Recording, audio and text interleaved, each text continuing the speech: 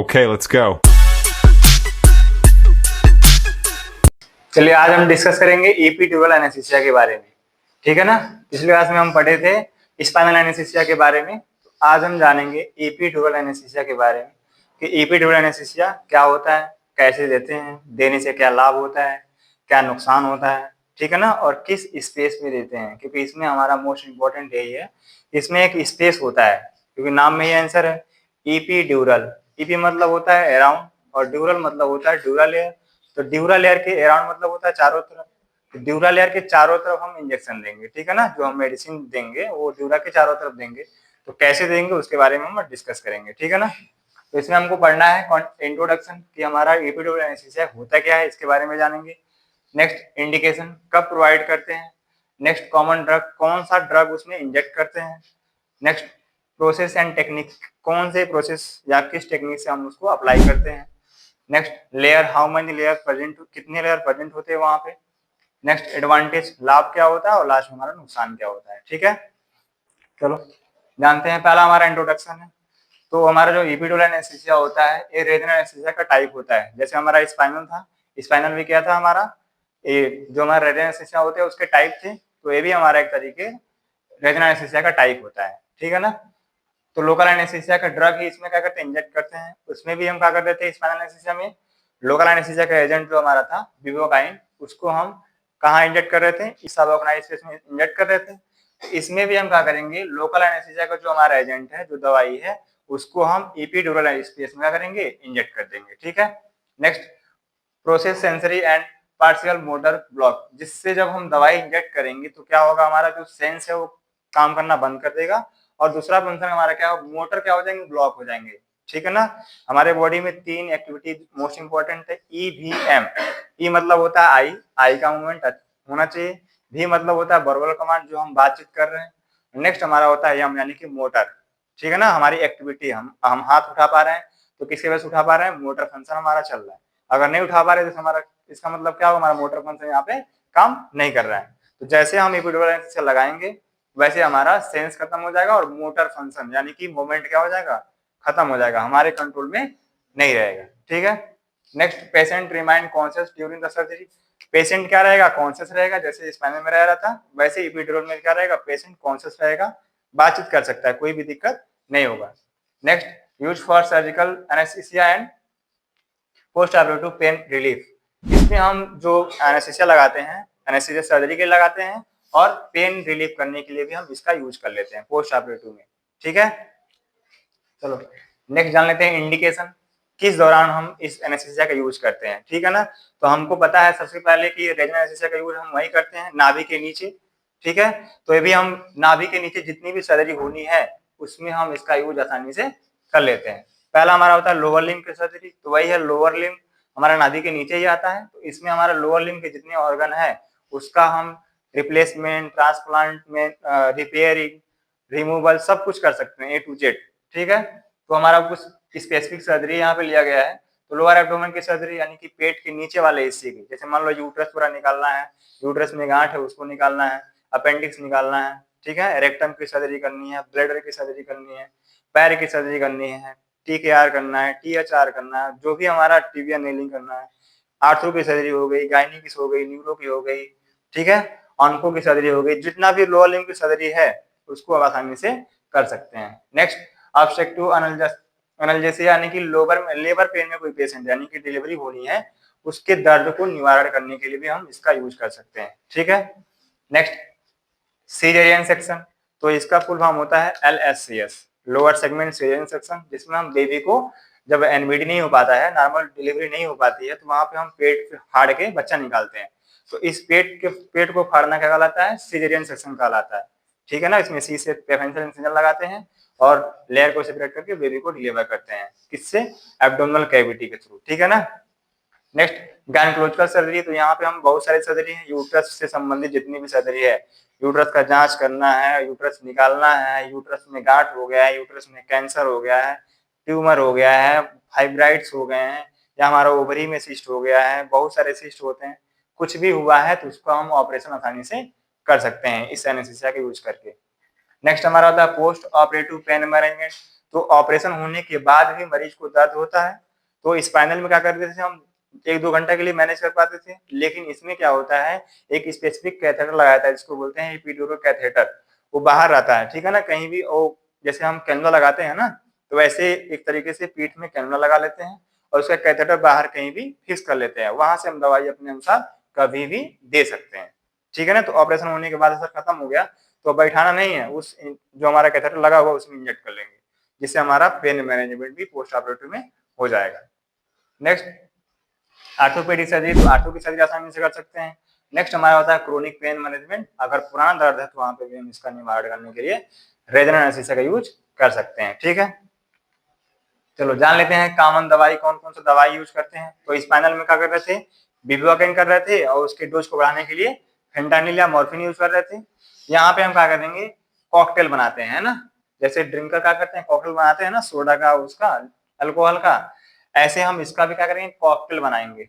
20 ml या 30 ml या 10 ml, जैसे हमारा नीड रहेगा, जैसे हमारी सर्जरी रहेगी, वो डॉक्टर के ऊपर डिपेंड करते हैं कि डॉक्टर कितना ml देना चाहते हैं, कितना वेट है, कितना ड्यूरेशन है, ये सब उनके ऊपर कैलकुलेशन में डिपेंड करता है। हमारा काम होता है बस जानना कि हमारा ये दोनों दवाई है, बिप्रोकाइन यानी कि एनाबिन हैवी नाम से आता है, 0.5% का होता है, और ये 2% का होता है, लॉक्स 2%, ये प्लेन होता है, ठीक है ना, लिग्नोकाइन इसमें होता है। ये दोनों जो दवाई है लोकल एनेस्थीसिया का ड्रग होता है। इन दोनों का क्या करते हैं, हम मिलाते हैं और इसके साथ डाइल्यूट कर देते हैं। एक गाढ़ा होता है ना, इसको लिक्विड में क्या करते हैं, डाइल्यूट कर लेते हैं, यानी कि हमारा जो डिस्टिल वाटर आता है, यानी कि स्टराइल्ड वाटर आता है, उसके साथ क्या करेंगे, कॉकटेल बना लेंगे, यानी कि 20 ml या 30 ml, जितना डॉक्टर कहेंगे बनाएंगे, यानी कि 10 ml इसमें ले लेंगे, 10 ml इसमें लेंगे, 20 ml हो गया, 10 ml पानी ले लेंगे, 30 ml हो गया। या डॉक्टर कहते हैं 5 ml इसमें से, 5 ml इसमें दे दो और 10 ml पानी दे दो। वो डॉक्टर के ऊपर डिपेंड करता है कि कितना क्या लेना है, ठीक है ना, क्योंकि उनकी इसकी जो मैकेनिज्म ऑफ एक्शन है, चाहे ड्यूरेशन है, वो सब हमको नहीं पता है, वो डॉक्टर को ही पता रहता है, ठीक है। तो हमको इतना पता होना चाहिए कॉमन ड्रग कौन कौन सा है। तो 2 दवाई है, एक हमारा एनाबिन हैवी है जो बिप्रोकेन आता है 0.5% का, और दूसरा हमारा होता है लॉक्स 2% प्लेन में आता है, जिसमें होता है लिग्नोकाइन 2% का होता है, लिक्विड फॉर्म में होता है, ठीक है। इन दोनों का यूज करके हम क्या करते हैं, एपिड्यूरल एनेस्थीसिया का मैनेजमेंट करते हैं। अब जान लेते हैं एपिड्यूरल किट क्या होता है। उसमें क्या था, निडल था ना, एक निडल सी सुई थी, यहाँ पे हमारा एक प्रॉपर तरीके से किट आता है। इस किट में हमारी निडल होती है, एपिड्यूरल कैथेटर होता है, सिरिंज आते हैं। इसमें जो सिरिंज होता है वो अलग टाइप का सिरिंज होता है, ठीक है ना, नॉर्मल सिरिंज नहीं होता है। नेक्स्ट हमारा होता है, इसमें वायर लगे होते हैं, यानी कि गार्ड वायर तरीके से काम करते हैं। जैसे हम एंट्री करते हैं तो एंट्री हमारा वायर के थ्रू होता है, फिर वायर को बाहर निकाल लेते हैं, अभी आगे बताएंगे। तो हमारा एक किट होता है, कंप्लीट किट, इसको बोलते हैं एपिड्यूरल किट। कभी भी अगर एपिड्यूरल लगना है तो एक किट कंपलसरी है, एक किट ही लगेगा, कोई भी इसमें अलग से कोई सामान नहीं लगना है, इसमें सारा सामान दिया हुआ है, ठीक है। चलो अब जान लेते हैं कैसे लगाते हैं। सामान तो मेरे पास आ गया, अब कैसे लगाते हैं, इसका टेक्निक क्या होता है। तो पहले हमारा क्या होगा, पेशेंट को पोजीशनिंग प्रोवाइड करेंगे, जैसे उसमें भी कर रहे थे, पेशेंट को सुपाइन या लेटरल लेटा रहे थे ना, जो यहाँ पे हमको दिखाया गया है। पेशेंट का पोजीशन बनाएंगे सीटिंग या लेटरल पोजीशन में, इसमें हमारा है तो सीटिंग बनाएंगे, या हमारा कौन सा बनाएंगे, लेटरल बनाएंगे। इसमें भी हमको गुब्बर निकालना है, ठीक है ना, क्योंकि गुब्बर नहीं निकालेंगे तो स्पाइनस कोर्ड से टकराएगा तो हमारे नीडल अंदर नहीं जा पाएगी, ठीक है ना। तो इससे फायदा हमारा ये होता है कि हमारा जो इसके बीच में स्पेस होता है वो स्पेस खुल जाता है और आसानी से हमारी नीडल अंदर चली जाती है। बात समझ में आ गई। चलो नेक्स्ट जान लेते हैं दूसरा में, आइडेंटिफाई L3 L4, ठीक है ना, या L4 L5 एपिड्यूरल स्पेस। इसमें हम क्या करते हैं, वहां क्या कर रहे थे, हम लंबर रीजन में आइडेंटिफाई कर रहे थे, और यहाँ पे क्या करेंगे, एपिड्यूरल स्पेस कहाँ का करेंगे, लंबर का। यहाँ पे एक फायदा ये होता है कि हम लंबर में लगा सकते हैं, सर्वाइकल में लगा सकते हैं, थोरेसिक में भी लगा सकते हैं, और हमारा सेक्रम या कोकेक्स कहीं भी लगा सकते हैं, कोई भी हमको दिक्कत नहीं होगा, ठीक है ना। तो इसमें हम मान लो यहाँ पे लंबर की बात कर रहे हैं, तो यहाँ पे L3 L4 या L4 L5 में क्या करेंगे, आइडेंटिफाई करेंगे पीछे से। जैसे यहाँ फिंगर, यहाँ पे हमारा इलियक बोन होता है ना, तो इलियक क्रीज से क्या करते हैं, हम आइडेंटिफाई करते हैं, फिर वहां पे हम पिंच करके नीडल को इंसर्ट कर देते हैं। तो इसमें हमको यही करना है, आइडेंटिफाई करना है, ठीक है, पहचान करना है कि हमारी सुई कहाँ चुभोनी है, क्योंकि पेशेंट को बार बार सुई नहीं चुभोना है, दर्द करेगा ना। चलो नेक्स्ट हमारा होता है एसेप्टिक प्रिपरेशन। तो इसमें क्या करेंगे, ऐसा काम करेंगे जैसे क्रॉस इन्फेक्शन ना हो, यानी कि हम जब अंदर जाएगा ड्यूरा में सिरिंज तो ड्यूरल इन्फेक्शन ना हो, ठीक है ना। तो क्या करेंगे, एसेप्टिक प्रिपरेशन करेंगे, पेंट और ड्रेप करेंगे। पेंट मतलब क्या होता है, सफाई करना एंटीसेप्टिक सोल्यूशन से, और ड्रेप मतलब क्या होता है, ढकना, ठीक है ना। तो हमारा जो एरिया स्टलाइज हो गया उसको हम कवर कर देंगे, ताकि बाहर से जो भी हमारा माइक्रो ऑर्गेनिज्म फैल रहा हुआ है वो यहाँ पे आके प्रेजेंट ना हो जाए, ठीक है ना। चलो नेक्स्ट हमारा क्या करते हैं, टोनी सिरिंज आता है, ठीक है ना। इसको क्या करेंगे हम, जहाँ पे आइडेंटिफिकेशन मार्क बनाए हुए हैं उसके अंदर क्या करेंगे, इस सिरिंज को इंसर्ट कर देंगे, ठीक है ना। टॉय सिरिंज है ना, जो हमारा नॉर्मल सिरिंज आता है डिस्पोबैन का किसी कंपनी का आता है ना, तो हमारा टॉय सिरिंज होता है। इसमें एक अंतर थोड़ा सा होता है, जो हमारा एक बैरल होता है इसके अंदर पिस्टन होता है, रबड़ होता है ना, तो ये लूज होता है एक तरीके से, है ना। जैसे मान लो जो हमारा सिरिंज होता है उसको जो हम दबाते हैं तो प्रेशर लगता है ना, यहाँ पे प्रेशर नहीं लगता, ढिलपुक होता है ना, इसके बीच में थोड़ा सा गैप होता है, इसलिए इसका नाम भी पड़ा गया loss of resistance technique. Resistance मतलब होता है प्रतिरोध, जैसे हमारा धारा में रेजिस्टेंस होते हैं ना, एम्पियर लगे होते हैं, तो ऐसे हमारे अगर प्रतिरोध मतलब रुकावट हो रही है, अगर हम रास्ता भीड़ जाएगा तो हम स्लो जाएंगे ना, रास्ता अगर चौड़ा हो गया खाली हो गया तो हम बहुत फास्ट चले जाएंगे। तो वैसे सिरिंज का मतलब यही होता है कि रास्ता को आइडेंटिफाई करना कि जाम है कि नहीं है, क्योंकि जब हमारा इंजेक्शन लगाते हैं ना स्किन में, फिर हमारा सबक्यूटेनियस टिश्यू या फैट आता है, फिर लिगामेंट आते हैं, सुप्रा स्पाइनस, इंट्रा स्पाइनस, लिगामेंटम प्लेवम, ये सब क्या डेंस कैविटी है, इसमें इसमें खाली जगह नहीं है, इसलिए यहाँ पे क्या होता है, रेजिस्टेंस ज्यादा पैदा होता है, यानी कि जाम रहेगा, जब हम पुश करेंगे तो जाम जाएगा निडल।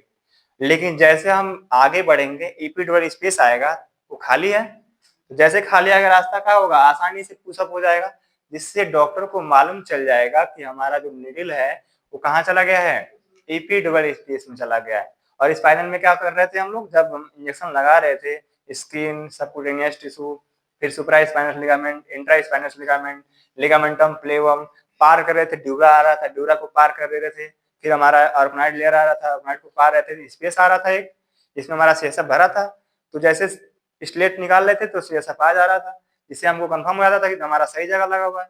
लेकिन इसमें हम ड्यूरा के बाहर दवाई लगाएंगे तो क्या कुछ आने वाला है, नहीं, कुछ नहीं आएगा ना। तो उसके लिए हम क्या करेंगे, लॉस ऑफ रेजिस्टेंस टेक्निक का यूज करेंगे। तो इसका हम यूज करने से ये पता लगाते हैं कि हमारा जो निडल है कहाँ तक पहुंचा है। अगर जाम जा रहा है तो हमको पता चल जाएगा कि लिगामेंट में है, और जैसे फ्री हो गया वैसे मालूम चल जाएगा हमको कहाँ पे पहुंच गए हम, इपिड्यूरल स्पेस में चले गए। अगर वहां से कुछ बैक फ्लो आने लगा जिसका मतलब पहुंचे कहाँ पे, ड्यूरा के अंदर, तो हमको ड्यूरा के अंदर नहीं जाना है, क्योंकि हमारा नाम क्या है, इपिड्यूरल एनेस्थीसिया, ईपी मतलब अराउंड लगाना है ना, तो इसीलिए हम पता लगा चेक करते रहते हैं कि कहाँ हमारा इंजेक्शन कहाँ तक पहुंचा है, ठीक है ना। जैसे फ्री गया वैसे हम वहीं रुक जाएंगे और सिरिंज को बाहर निकाल देंगे, प्लेसमेंट कर देंगे, जो हमारा निडल का स्लेट निकाल देंगे, और जो हमारा कैथेटर दिख रहा है ना पाइप, इस पाइप को उस निडल के अंदर क्या करेंगे, इंसर्ट कर देंगे। और निडल हमारा जो पाइप है वो प्लास्टिक का होता है, इसमें कोई छेद होना नहीं है, तो इसमें डर नहीं रहता है कि हमारा पंचर हो जाएगा, पंचर नहीं होगा।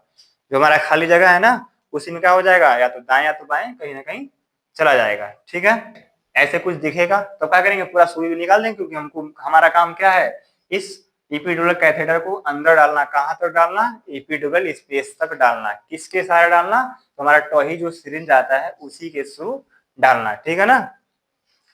अब जैसे आ जाएगा तो हमको मालूम जाएगा कहाँ पहुंच गया है। अब क्या करेंगे, जो हमारे डॉक्टर रहेंगे उसको दवाई वहां इंजेक्ट कर देंगे, ठीक है ना।